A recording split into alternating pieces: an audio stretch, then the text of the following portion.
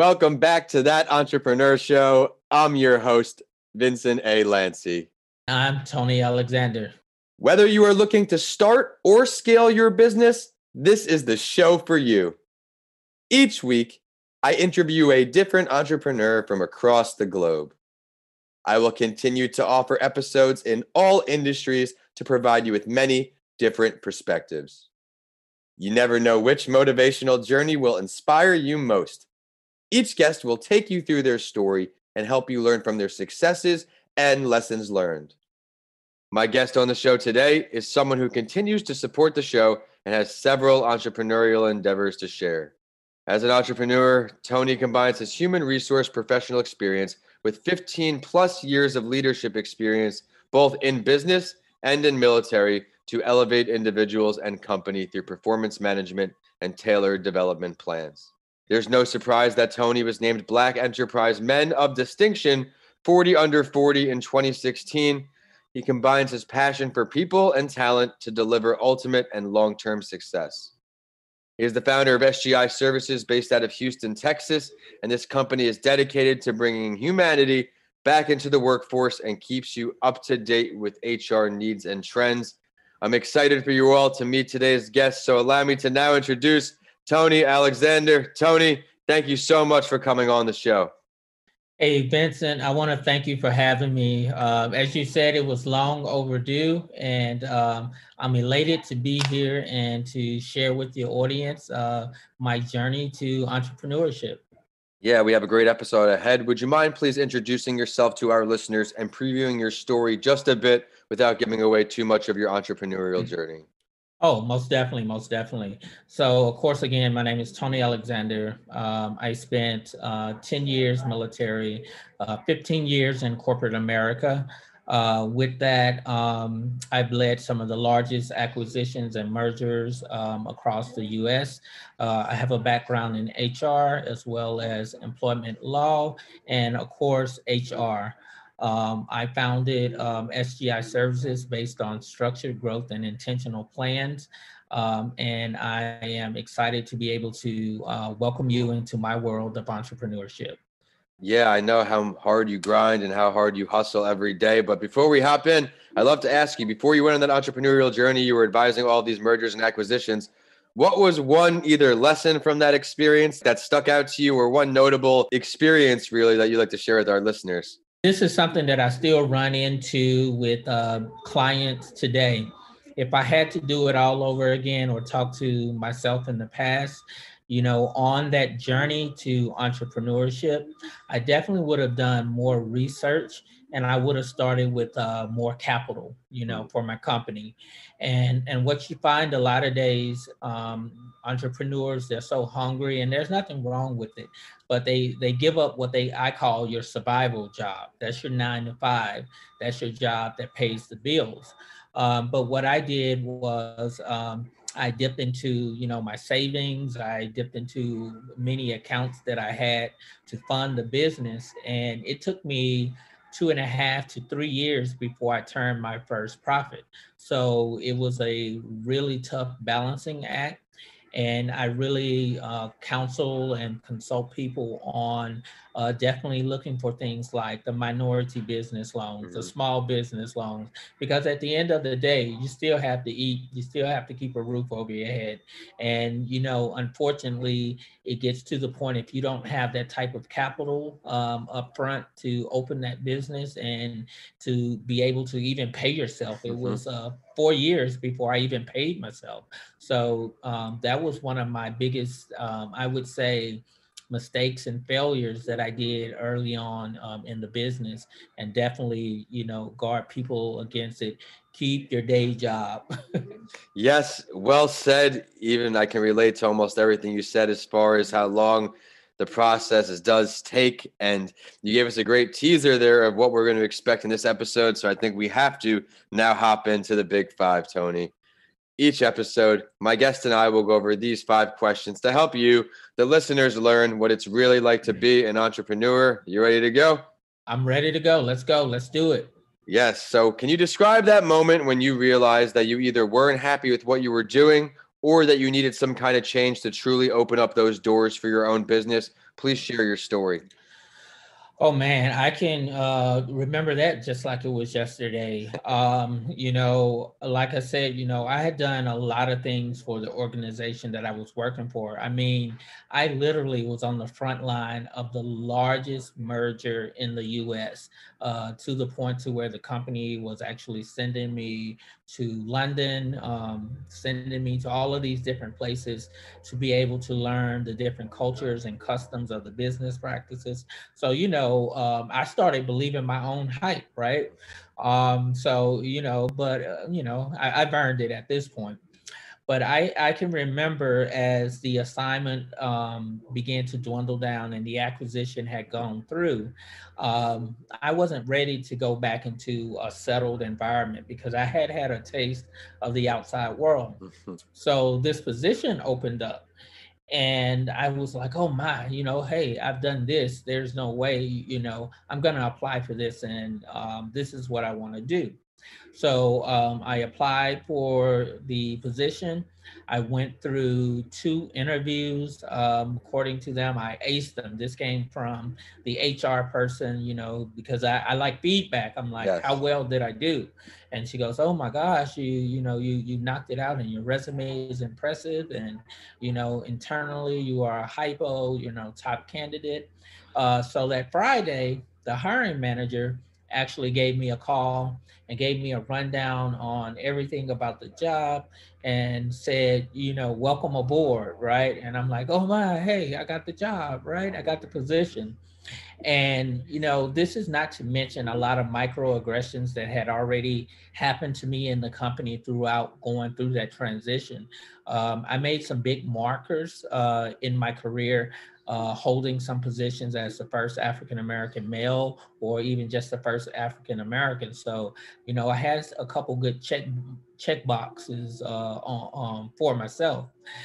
And that Sunday, I happened to be, and I can laugh at it now, but it hurt. But that Sunday, I happened to be on Facebook, and Facebook can be good and it can be bad. And a colleague of mine I saw all of these accolades to a colleague of mine, and it was stating that he received the position that I applied for. And I'm like, oh, so they must have made 2 openings, right? And so I'm like, okay, well, congratulations. I love to see people win as well. And so the hiring manager had told me he was going to give me a call that Monday to finalize the details and what the transition was going to look like. Well, I didn't hear from him that Monday. So that Tuesday, I ended up calling him, and I'm like, hey, getting ready for this transition and the position, I'm ready. What do I need to do? And he says, unfortunately, we went with another candidate. What do you mean you went with another candidate, right? And it was so eye-opening because he couldn't give me an answer. He just felt that the other candidate was a better fit for the position. And I told myself right then, I would never find myself in that type of position again, because one, I never wanted to feel that type of hurt, because it was a hurt. I mean, you know how it is. You telling everybody, yeah, I just got this Yes. promotion, I just Right. got this, and now you have to backtrack it, Mhm. and you can't even explain why you didn't get the position. So so for me, it was a slap in the face. It was another one of those microaggressions. Mhm. And I told myself again that right now, I'm going to do what people tell me that I'm good at. And that was my background in HR, counseling people, keeping up with the HR trends. And that let me know I was no longer happy with where I was. Yeah, I mean, so many great points, especially finding yourself in that position again. You said not happening. Obviously, there's a lot of benefits with working for a company. You just show up and you get a paycheck. Friday, you're done at 5, all of that. But the game of politics is a big thing in those corporate world, because you have to think you probably told other opportunities, hey, I'm going with this opportunity right now. So thank you for your time.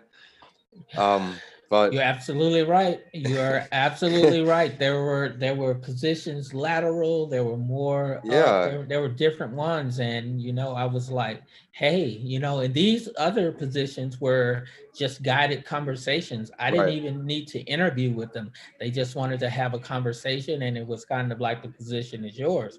But I'm like, oh no, I just got this position here, and to find out on Facebook is the first communication, but then to talk to the hiring manager on Tuesday, and the part that still infuriates me at this moment is, to this day, Vincent, I never got a real answer.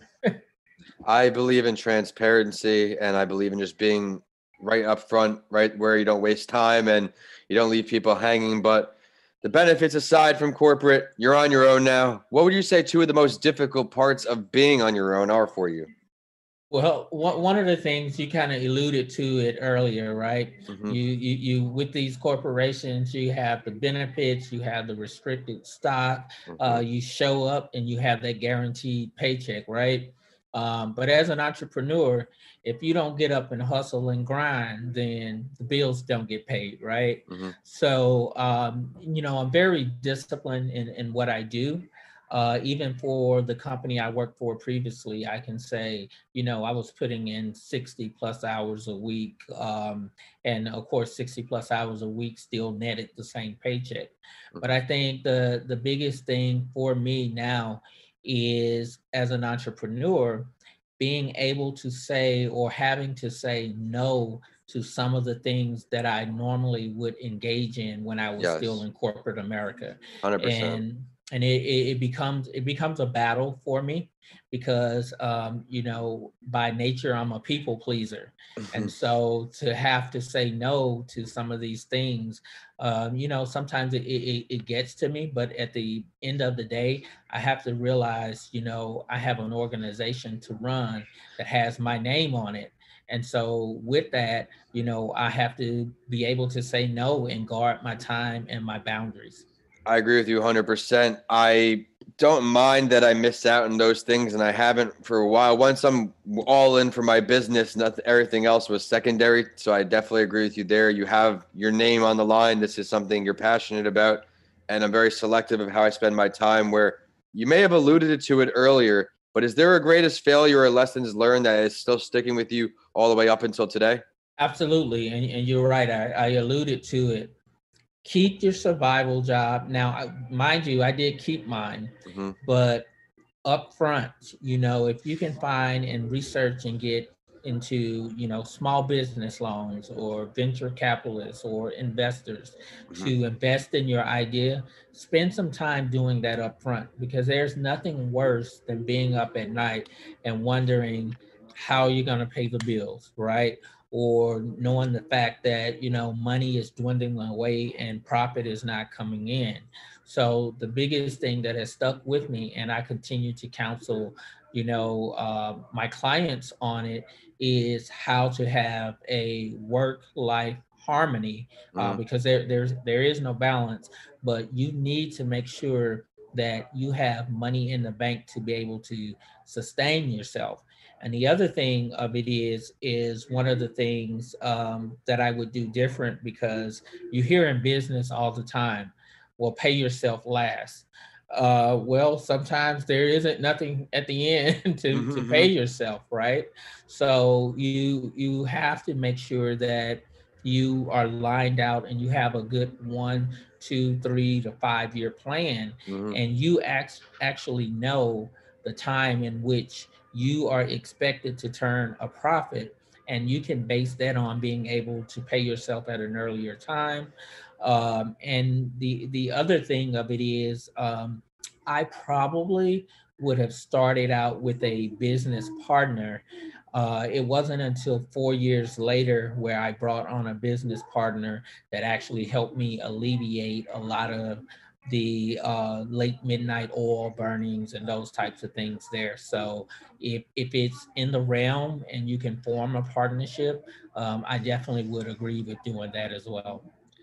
A lot of solid points for when you're starting up your business. Me, as someone who may have quit their corporate job prematurely, but I really just wasn't happy. And I was on the cusp of what I felt like I'm still on right now. Even back then, it just constantly evolving of what that next email or next phone call may involve. Definitely try to seek some funds if you want to take your journey further. For me, it was just all in divine time, I guess, because I went from someone working a corporate finance job to now working 3 jobs, twice the hours, even less pay, just to make this dream come true. So if I had some more cash stacked up, it may have probably been a lot easier on me mentally and in the business, Tony. I know you personally. I know you're a hustler, so I'm intrigued by this next answer. If you could choose to have a conversation and learn from any entrepreneur, dead or alive, who would it be? Man, I have to say, and it's going to go back to Black Enterprise distinction, 40 under 40 in 2016. But it has to be Earl Graves Sr., who is the founder of Black Enterprise. You know, he undertook his very first job selling box Christmas cards for his uncle. And I believe that was at the age of 6. And one of the things that they learned about Earl was he could sell ice to an Eskimo, as they say, right? But Earl not only did that, you know, and I'm big in corporate social responsibility, but he built a network for the African American community as well. So going from building a magazine to building a multi-billion dollar enterprise that included media, that included all kinds of different outlets. And Earl had plenty of jobs, Vincent. Or like I say, he had plenty of jobs. He didn't only sell box cards. He became a florist at some point in his career to becoming an entrepreneur. He then established or created his group called the Earl G. Graves Financial Group and Management, and began to grow a corporate hedge fund where he funded small businesses such as my own, right? So if I could have a conversation with anyone who just grew a dream from the age of Mm-hmm. 6 from selling business cards to becoming a florist to becoming a multi-billion dollar enterprise, creating Black Enterprise magazine, creating Black Enterprise shows. It would be an honor to be able to just sit down and have a conversation with Earl Graves Sr.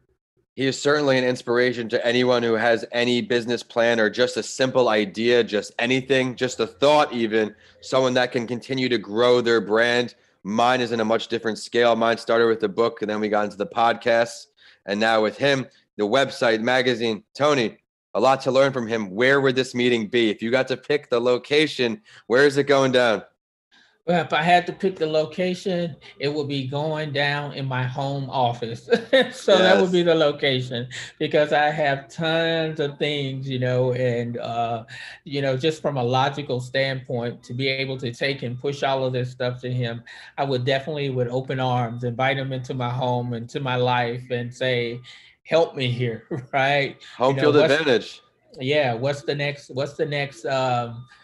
is the next thing I should do? What should I be leaning more towards? Because one thing as entrepreneurs, we have to remember that we have to stay in the learning stage, Mhm. and we have to surround ourselves around people that are like-minded and mentors, people who have already crossed the road that we're trying to cross, who's already crossed the bridges or overcome the obstacles that we're having. Mhm. And I find that very important. So yeah, I definitely would have home field advantage and invite them into my humble abode.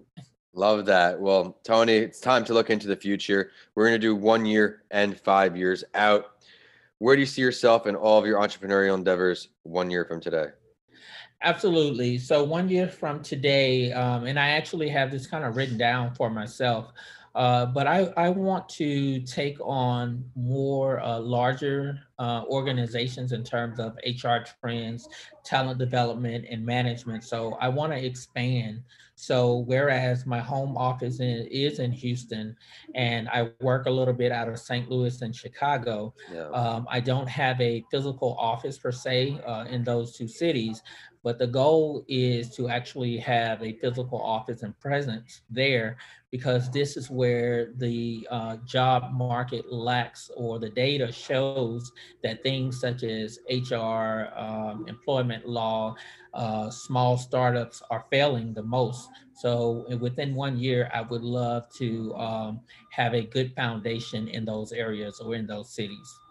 Yeah, continuing to think big. So what's after that? 5 years is like I said, I didn't start off with a business partner, but I have a business partner now. But 5 years is definitely to have 2 to 3 consultants per site. So let's say, we're talking Houston, we're talking St. Louis, we're talking Chicago. I'm even looking into the Boston area. But as more of the data comes in, 5 years, I'm looking to have independent consultants to work for me, where I can coach and mentor them on the things that I do. And I can kind of step back a little bit and jump back into some of those passions that I talked Hmm. about earlier that I had to give up. I can have more time to jump back into that, into the community, philanthropy, those types of things. I love the vision because A, how much you inspire people to think bigger and bigger, but also because you have the philanthropic tie to the end. I think that's one of the many reasons why we get along. And Tony, I think it's now a great time to get into the spotlight story. I want to thank you for a great episode so far. And I always share an entrepreneurial journey to inspire our listeners, and I would love your take on it. And as we have an entrepreneur today on the show who is named Black Enterprise Men of Distinction 40 Under 40, I have another entrepreneur who is doing great things in the African American community, in Catherine Finney. She's the founder and CEO of Digital Undivided. She founded Simply Good Media after building the budget fashionista into a global brand. And it really started out what got her going. And I like her story because of the best-selling book, How to Be a Budget Fashionista. Now she's still the CEO of Digital Undivide, and it's an economic empowerment program encouraging the growth of Black entrepreneurs by helping women of color obtain funding. Tony, what do you like about her story best? Hey, one of the things I just heard was definitely helping women of color get funding, Hmm. and that is so important, because like right now, women are 30% in the workforce, and one of the statistics that I was reading with definitely is gender equality, and this came from an organization called Work Human. But at the current rate, Vincent, it's hard to believe that in order to get gender equality in the workplace at the rate that corporate America is going, it would take women 108 years just to get to where men are in the workplace today. So I definitely applaud her for tackling such a huge issue, Hmm.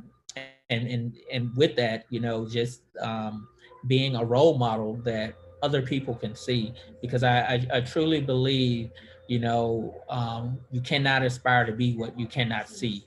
And so with that, she's a role model and setting a great example for other entrepreneurs, because unfortunately sometimes, you can get left behind. Hmm. And with that, or you don't reach back and pull the other person forward. So just listening to that just really tickles my soul, I guess is to say. Hey, the fact that you pulled out all of those great learning lessons to reiterate to our listeners from that story is one of the many reasons why I got to thank you for coming on today, Tony. I know our listeners are going to see all the value in your episode. I loved how you emphasized don't quit your job too early. You learned a lesson by never finding yourself in that position again, and it's inspiring to see how far your business continues to grow. And of course, the reasons why you chose your entrepreneur, because you found all of those learning lessons in there too. Very, very good choice. So thank you. And it is time for the last word. And I also do this in my other podcast series because I want the listeners to really have the opportunity to get to know all of the guests I bring on. Is there something that you would like to share with everyone that we did not touch on yet today? No, but I would definitely like to leave some words of wisdom, if I could say. And one is we always hear about passion. And I definitely recommend there's a book called The Passion Test. And there's nothing wrong with passion at all, right? Mm-hmm. And unfortunately, most small businesses, if they fail to turn a profit in the first 2 to 3 years, end up folding or going under. But just make sure that you know what your true passion is and know your why. Mm-hmm. It's so important to know the why. Why are you doing what you do? Are you doing it because you don't want to work a 12-hour shift, or is it because you're not making enough money, or is it passion? And also remember, without action, passion means nothing. Need to know your why. Wouldn't expect anything less from your last word. Thank you, Tony. Would you now mind please taking the time to share your professional social media, the website, any ways for our listeners to request your services or follow your endeavors? Absolutely. On LinkedIn, you can reach me as Tony Alexander. On Facebook, I'm SGI Services. On Twitter, I'm Agent for Change, and that is very suiting name for me as well. Mm-hmm. Also on Instagram, I'm actually Measured Man. My website is structuredgiservices.com. And definitely, I hope to be working with some of you very soon in the near future. Be sure to check out all of his great content, and it is also social media time for the show, and we're on whichever platform you like to use. We're at That Entrepreneur Show on LinkedIn, Instagram, and Facebook, and we're at Podcasts by Lanci on Twitter, so you have updates from this show and a mental health break. Of course, my handles are at Vincent A. Lanci for all social media and YouTube, and my website is vincentalanci.com. If you check out my books, DM me. I would love to hear from you all. We have Mr. Lanci Talks Mental Health, Left for Dead, A Story of Redemption, and How to Transform Your Mindset When the Norm is Changed. All are on my website now. And as always, I will end the show with a quote that inspired me, and know it will for you too. This one is from Brian Tracy. He said, quote, "It doesn't matter where you came from. All that matters is where you are going." Thank you for listening, and I'll see you all on the next episode of That Entrepreneur Show.